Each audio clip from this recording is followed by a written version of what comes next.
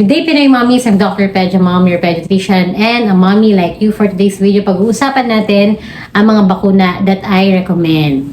Sa health center, binibigay ang mga bakuna na kasali sa expanded program on immunization galing sa DOH. Libre po ito at kailangan ma-receive ng mga babies para iwas na rin sa sakit. Pag nagpabakuna po kayo kasi sa mga private pedya, medyo may kamahalan. At pag tinake nyo po yung libre ng DOH or ng mga health center, sobrang laki na matitipid nyo, mga around 10,000. Pero, meron po kasing bakuna na hindi mahanap sa health center.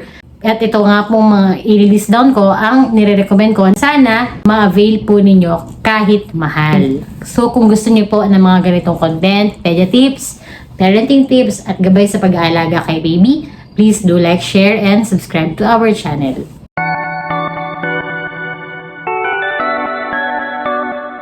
Number 1, flu vaccine. Yung iba mga health center may flu vaccine. Kaya lang binibigyan na nila ito nasa 4th quarter na ng year. Binibigay nila yon sa mga senior. Usually sa mga senior citizen. Pero sa mga bata, hindi po nila binibigay. Kaya nire-recommend ko na kunin nyo po, i-avail nyo po itong vaccine na ito sa inyong mga pediatrician. Kung tatanong nyo yung price, nasa mga 1,500 to 3,000. Depende po sa area ng practice ng doktor.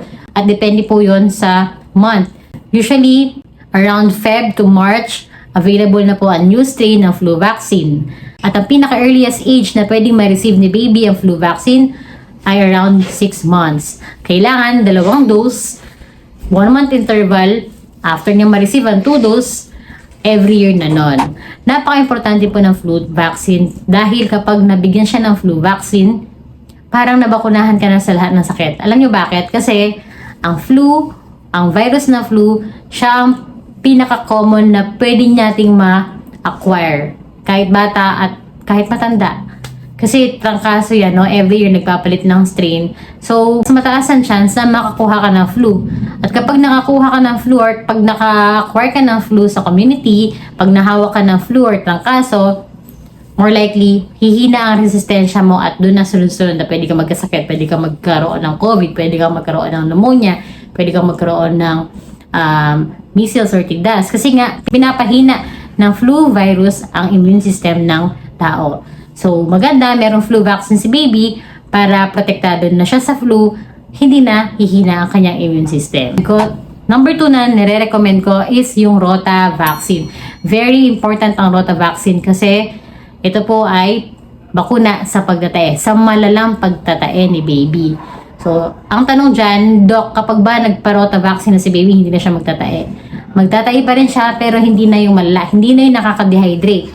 Alam niyo po ba na kapag si baby ay walang Rota vaccine, ang pinaka-first na diarrhea symptom niya or ang pinaka-first diarrhea episode niya, kadalasan yun po yung pinakawalala. As in talagang matamlay siya, tapos sunken yung eyeballs, talagang kailangan maswero siya, madala siya sa ospital. At yung iba talagang malala, napupunta sa ICU. So, napaka-importante po ng Rota vaccine. Bakuna sa pagtatae, which is caused by rotavirus kasi yun po ang pinaka-common na virus na nagkakos ng diarrhea sa isang baby. Pinaka-earliest na pwedeng ma-receive ni baby ang Rota vaccine is at around 6 weeks or 2 months of age. Depende sa brand kung ano. Kung Rotatec yan, kailangan 3 dose. At kung Rotarix virus or Rotarix vaccine, kailangan 2 dose. Nag-range po ang vaccine per dose around 2,500 to 3,500 or yung iba umaabot ng 4,000 plus. Depende again sa area of practice ng doctor. Meron pang isang Rota vaccine na pwedeng ibigay at 1-year-old pero sa practice ko medyo mahirap siyang hanapin. Kaya ang nire-recommend ko lang ay ang Rotatec or ang Rotarix. Third vaccine that I recommend is Japanese encephalitis. Ang bakuna na ito ay bakuna siya para sa encephalitis or yung infection sa ulo. Ang symptoms ito, lagnat, nangungumbulsyon.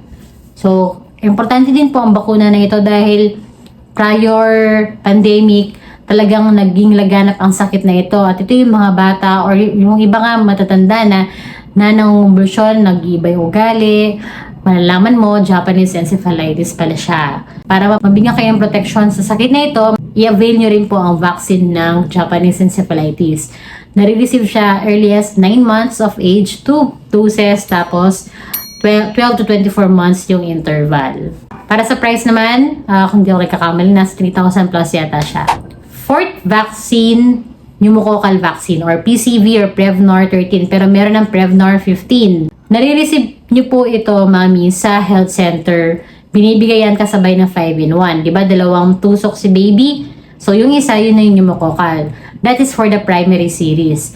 Pero ang booster na nare-receive around 15 months or to 18 months, yung iba 2 years old, hindi na po yan cater ng health center. So, pwede nyo pong i-avail ng booster ng pneumococcal sa mga pedya. Ito po yung pinakamahal na bakuna kasi nag-range po ito ng more than 5,000, 4,000 to 6,000. Mahal tong bakuna na ito, pero 5 years po ang validity ng vaccine na ito. Pag healthy naman si baby, pag more than 5 years old na siya at healthy siya, hindi na niya kailangan ng booster. Pero 2 years old hanggang 5 years old, kung hindi pa siya nababakunahan ng 4th dose ng PCV or Prevnar 13 or 15, please talk to your pediatrician. Fifth vaccine is hepatitis A. Around 1 year old, pwede nang mabakunahan ng hepatitis A si baby.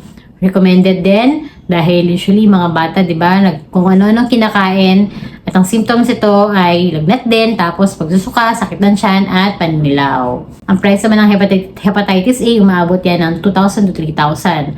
2 dose din at 6 months interval binibigay po ang bakuna na ito. Next vaccine is typhoid. Ito, ang typhoid vaccine, binibigay pa lang ito 2 years old. Tapos, ganoon din ang price niya, mga around 2,000 to 3,000. Pero, atong typhoid vaccine is, ina-advise ko to sa mga patient na lumilipad ng ibang lugar. Hindi siya para sa lahat. Pero kung gusto niyo po na kompleto po sa vaccine si baby, pwede niya rin pong i-avail ang typhoid vaccine. Sa mga crowded places naman, kung titira po kayo sa mga group of community, mas maganda na meron typhoid vaccine si baby. Actually, silang dalawa, hepatitis A at typhoid. Sila yung mga, pag may history sila ng travel, kapag nakatira sila sa isang group of community, like military camps, yon, kailangan nila ng hepatitis A and typhoid vaccine. Last vaccine that I recommend is HPV, Human Papilloma Virus Vaccine. Ito, nire-recommend ko naman para sa mga may family history ng cervical cancer or sa mga sexually active adolescent, kailangan nila ng HPV vaccine. Pinibigay yan pag teenager na ang patient. So, sa mga vaccine na sinabi ko, hindi naman po ito mandatory. Pero if you ask a pediatrician, these are the vaccines, especially me, personally, these are the vaccines na dapat i-acquire ni baby or i-avail po ninyo sa inyong mga pediatrician. So, yun lang. Kung nakatulong po sa inyo to, please don't forget to like, share, and subscribe to our channel sa mga hindi pa nakasubscribe. Thank you!